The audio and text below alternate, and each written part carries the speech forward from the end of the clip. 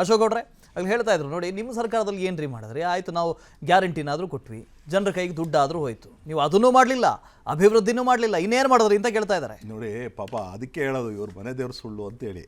ಹೆಂಗೆ ಅಂದರೆ 78 ಆಶ್ವಾಸನೆಗಳನ್ನು ಕಾಂಗ್ರೆಸ್ ಸರ್ಕಾರ ತಮ್ಮ ಪ್ರಣಾಳಿಕೆಯಲ್ಲಿ ಕೊಡ್ತು. ಅಲ್ಲ, ಟೋಟಲ್ ಆಗಿ ಬೇರೆದೆಲ್ಲ ಲೆಕ್ಕ ಹಾಕೊಂಡ್ರೆ ತೊಂದರೆ ಇಲ್ಲ. ಆದರೆ ಅದರಲ್ಲಿ 5 ಗ್ಯಾರಂಟಿ ಬಗ್ಗೆ ಮಾತ್ರ ನಿರಾಳವಾಗಿ ಮುಖ್ಯಮಂತ್ರಿ ಆದಿಯಾಗಿ ಇಲ್ಲಿ ವಕ್ತಾರರಾದಿಯಾಗಿ ಮಾತಾಡ್ತಾರೆ. 6ನೇ ಗ್ಯಾರಂಟಿ ಇತ್ತಲ್ಲ, ಅದರಲ್ಲಿ ನಮ್ಮ ಅಂಗನವಾಡಿ ಕಾರ್ಯಕರ್ತರುಗಳಿಗೆ ಕೊಡ್ತಕ್ಕಂತಹ ಅನುದಾನ, ಅದ್ರ ಬಗ್ಗೆ ಏನ್ ಮಾಡಿದ್ರಿ? ಅದ್ರ ಬಗ್ಗೆ ಏನ್ ಮಾಡಿದ್ರಿ? ಅದ್ರ ಬಗ್ಗೆ ಯಾಕೆ ಉತ್ತರ ಕೊಡಲ್ಲ? ನೀವು ಭಾರಿ ದೊಡ್ಡದಾಗಿ ಹೇಳಿದ್ರಿ, ಆಂಡ್ರಾಯ್ಡ್ ಫೋನ್ ಕೊಟ್ಟಿಲ್ಲ, ಅದು ಕೊಟ್ಟಿಲ್ಲ, ಇದು ಕೊಟ್ಟಿಲ್ಲ ಅಂತೇಳಿ.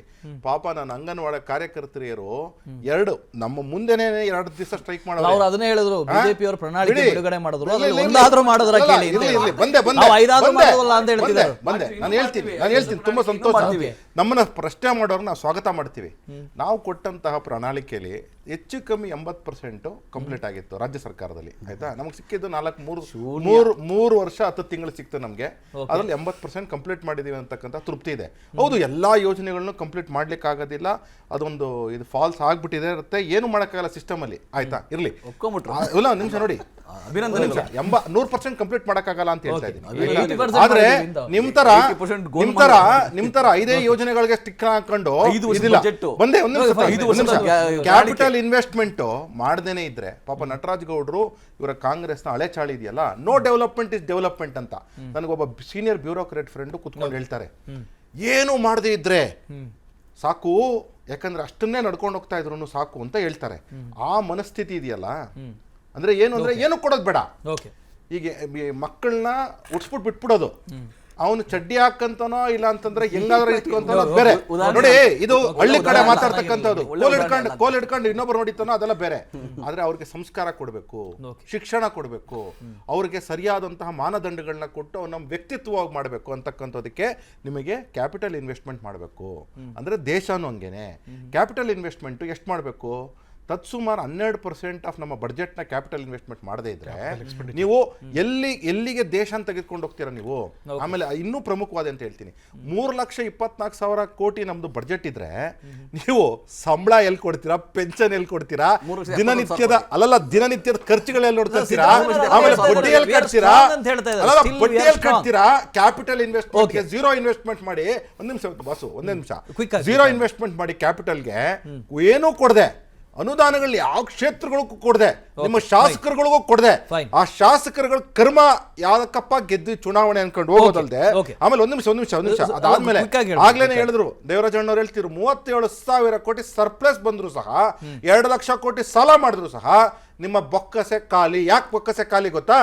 ಈ ಸರ್ಕಾರ 5G ನಲ್ಲಿ 5 ಗ್ಯಾರಂಟಿ ಹೆಸರಲ್ಲಿ 4S ಕೆಲಸ ಮಾಡ್ತಾರೆ. ಒಂದು ನಿಮಿಷ, ಸಿದ್ದರಾಮಯ್ಯನ್ಗೆ, ಇನ್ನೊಂದು ಶಿವಕುಮಾರ್ ಅವ್ರಿಗೆ, ಸುರ್ಜೇವಾಲಾ ಮೂಲಕ ಸೋನಿಯಾ ಗಾಂಧಿ ಅವರಿಗೆ. ಈ 5G is only for 4S, not for the people of Karnataka. ಕನ್ನಡಿಗರಿಗಲ್ಲ ಇದು 4S ಮಾತ್ರ 5G. ಹೀಗೇನಾಗಿದೆ, ನನ್ನ ಯುವ ಮಿತ್ರರು ಹೇಳ್ತಾ ಇದ್ರು, ಕಾಂಗ್ರೆಸ್ನವರು ಅಭಿವೃದ್ಧಿ ಅನ್ನೋದಕ್ಕೆ ಹೊಸ ವ್ಯಾಖ್ಯಾನ ಕೊಡ್ತಾವ್ರೆ ಇವತ್ತಿನ ದಿವಸ.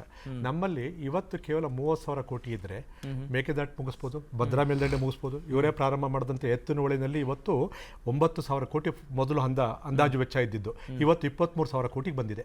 ಸೊ ಇವು 3 ಪ್ರಾಜೆಕ್ಟ್ಗಳು ಮುಗಿಸಿದ್ರೆ ನಮ್ಮ ರಾಜ್ಯದಲ್ಲಿ ಯಾವ ರೀತಿ ಅಭಿವೃದ್ಧಿ ಆಗ್ತಿತ್ತು, ಇವು 3 ಸಹ ಇವತ್ತಿನವರೆಗೂ ಸಾಕಾರ ಆಗ್ತಿಲ್ಲ. ನಾನು ಒಂದು ಕಡೆ ಇದನ್ನ ಅಭಿವೃದ್ಧಿ ಅನ್ನೋದು ಯಾವುದು ಅನ್ನೋದಕ್ಕೆ ನಾನು ಹೇಳಿದೆ. ಒಂದು ವಿಷಯ ಅವ್ರ ಗಮನಕ್ಕೆ ನಾನು ತರ್ತೀನಿ. ಇವತ್ತು ನಾನು ಖರ್ಚು ಮಾಡತಕ್ಕಂಥ ನನ್ನ ಆದಾಯ ₹1 ಅಂತಂದ್ರೆ ಆ ₹1 19 ಪೈಸೆ ಬಡ್ಡಿಗೆ ಹೋಗ್ತಿದೆ, 26 ಪೈಸೆ ಅಸಲಿಗೆ ಹೋಗ್ತಾ ಇದೆ. ಅಲ್ಲಿಗೆ 45 ಪೈಸೆ ನಿಮ್ಗೆ ಎಲ್ಲಿಗೆ ಹೋಗ್ತಾ ಇದೆ? ಅಲ್ಲೇ ಹೋಗ್ತಿದೆ. ಇನ್ನು ಇವರು ಇನ್ನೆಷ್ಟು ₹55 ಪೈಸೆ ಇಟ್ಕೊಂಡು ಏನು ಅದರಲ್ಲಿ ಸ್ಯಾಲ್ರಿ ಕೊಡ್ತಾರ, ಇನ್ನೊಂದು ಮಾಡ್ತಾರ, ಮತ್ತೊಂದು. ಅಂದರೆ ದಯವಿಟ್ಟು ಇದನ್ನು ಅರ್ಥ ಮಾಡ್ಕೋಬೇಕು. ಮಾನ್ಯ ಮುಖ್ಯಮಂತ್ರಿಗಳು ಈ ಹೆಗ್ಗಳಿಕೆ ಇಟ್ಕೊಂಡಿದಾರಲ್ಲ, ಏನು 14 ನಾನು ಬಜೆಟ್ ಮಾಡಿದೆ ಅಂತ. ನೀವು ಗ್ಯಾರಂಟಿ ಘೋಷಣೆ ಮಾಡೋಕ್ಕಿಂತ ಮೊದಲು ನನ್ನ ರಾಜ್ಯದ ಆದಾಯ ಎಷ್ಟು ಅಂತ ಗೊತ್ತಿರಲಿಲ್ವ? ಗೊತ್ತಿದ್ದರೂ ಸಹ ಮತ್ತೆ ಪದೇ ಹೇಳ್ತಿದ್ದೀನಿ, ಒಂದೇ ಒಂದು ಅಂಶ ಕಾಂಗ್ರೆಸ್ಗಿತ್ತು, ಅಧಿಕಾರ ಹಿಡಿಬೇಕು, ರಾಜ್ಯ ಹಾಳಾಗೋದ್ರು ಪರವಾಗಿದ್ದಿಲ್ಲ, ಏನಾದ್ರು ಪರವಾಗಿದ್ದಿಲ್ಲ. ಅಧಿಕಾರಕ್ಕೆ ಬರಬೇಕು ಅನ್ನೋ ಒಂದೇ ಒಂದು ಲಾಲಸೆಯಿಂದ ಇವತ್ತು ರಾಜ್ಯದ ಆ ಒಂದು ಬೊಕ್ಕಸವನ್ನ ಮತ್ತೆ ರಾಜ್ಯದ ಆರ್ಥಿಕತೆಯನ್ನು ಹಾಳು ಮಾಡ್ತಿದ್ದಾರೆ. ಒಂದಾಯ್ತರ.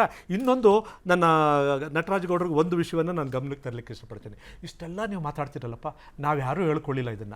ಈಗ ಗ್ಯಾರಂಟಿಗಳ ಬಗ್ಗೆ ಮಾತನಾಡ್ತಿರ್ತಕ್ಕಂಥವ್ರು ಯಾರು ಗೊಂದಲ ಸೃಷ್ಟಿ ಮಾಡ್ತಿರೋದಕ್ಕೆ ಒಂದು ತಂತ್ರ ಇದೆ, ಅದು ನಿಮ್ಗೆ ಹೇಳ್ತೀನಿ ಇವತ್ತು. ಯಾಕಂದ್ರೆ ಯಾವ ಚಾನಲ್ ನಾನು ಹೇಳಲಿಲ್ಲ. ಇವತ್ತೇನಾಗಿದೆ, ಗ್ಯಾರಂಟಿಗಳನ್ನ ಪ್ರಪ್ರಥಮ ಬಾರಿಗೆ ಬಂಡಲ್ ಅಂತ ಹೇಳಿದ್ರು ಶ್ರೀಯುತ ಸನ್ಮಾನ್ಯ ಚಲುವರಾಯಸ್ವಾಮಿ ಮಂಡ್ಯದಲ್ಲೇ ಹೇಳ್ತಾರೆ ಇದು ಬಂಡಲ್ ಅಂದ್ರು. ಶ್ರೀಯುತ ಷಡಕ್ಷರಿ ಅವರು ನಮ್ಮ ತಿಪ್ಟೂರು MLA ಅವರು ಹೇಳ್ತಾರೆ ಈ ಗ್ಯಾರಂಟಿಗಳು ನಮ್ಮನ್ನ ಮಕಾಡೆ ಮಲಗಿಸ್ಬಿಟ್ಟಿವೆ ಅಂತ ಹೇಳಿ. ಅದು ಬೇಡಿ, ಮಾನ್ಯ ಮುಖ್ಯಮಂತ್ರಿಗಳ ಆರ್ಥಿಕ ಸಲಹೆಗಾರರಾಗಿರ್ತಕ್ಕಂಥ ಶ್ರೀಯುತ ರಾಯರೆಡ್ಡಿ ಅವರು ಹೇಳ್ತಾರೆ ಗ್ಯಾರಂಟಿಗಳಿಂದಾಗಿ ಶಾಸಕರಿಗೆ ಅನುದಾನ ಕೊಡ್ಲಿಕ್ಕೆ ಆಗ್ತಿಲ್ಲ. ನಾನೇನೋ ಮುಖ್ಯಮಂತ್ರಿಗಳಿಗೆ ಹತ್ರದಲ್ಲಿದ್ದೆ, ನಾನೇನೋ ಒಂದಷ್ಟು ಅನುದಾನ ತಂದ್ಬಿಟ್ಟೆ. ಇವರು ಪಕ್ಷದ ಶಾಸಕರು ಹೇಳ್ತಿರೋದು.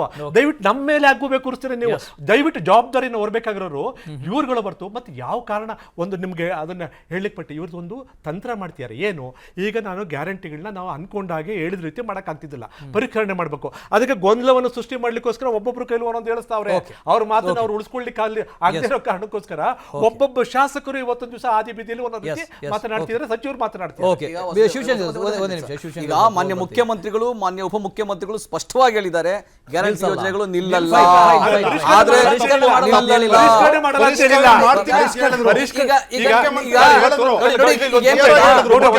ಯಾವುದೇ ಒಬ್ಬ ಅರ್ಹರು ಕೂಡ ಹೊರಗಿರಕ್ಕಾಗಲ್ಲ. ನಾವೆಲ್ಲ 3 ಲಕ್ಷ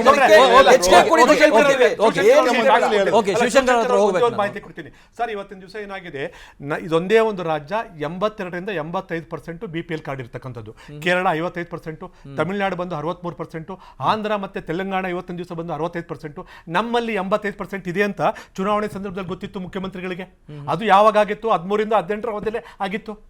ಸೊ ಇಷ್ಟೆಲ್ಲ ಸತ್ಯ ಗೊತ್ತಿದ್ದನು ನೀವು ಮಾಡಿದ ಉದ್ದೇಶ ಏನು? ಇವತ್ತು ಆಡ್ತಿರೋ ಮಾತುಗಳೇನು?